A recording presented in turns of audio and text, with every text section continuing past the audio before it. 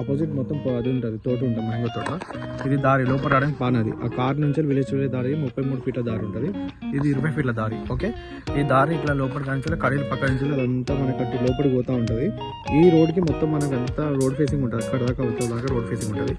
Left side కడీలు కనిపిస్తున్నాయి కదా, ఇక్కడ నుంచి ఇదంతా చుట్టూ కడీలు. ఇదంతా ఫేసింగ్ వచ్చేసి అక్కడ వేప చెట్టు కనిపిస్తుంది కదా దూరంలో, ఆ వేప చెట్టు దాకా అదంతా రోడ్ ఫేసింగ్ తోటి ఈ ఫేసింగ్ తోటి వస్తుంది మనకి.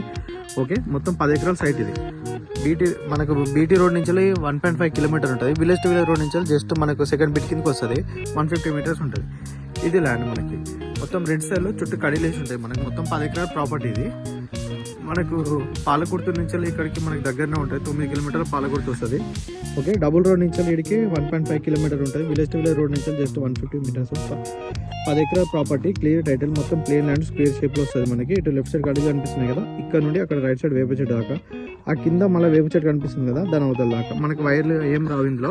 రైట్ నుంచి వైర్లు చాలా దూరంలో ఉన్నాయి, రోడ్ అవతలు ఉంటాయి అవి.